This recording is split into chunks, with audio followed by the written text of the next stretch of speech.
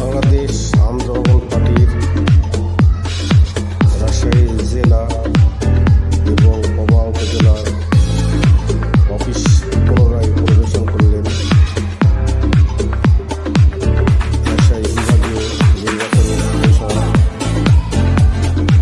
এ সময় উপস্থিত ছিলেন রাজশাহী জেলার আহ্বায়ক আকরাম আলী, সদস্য সচিব আলাউদ্দিন এবং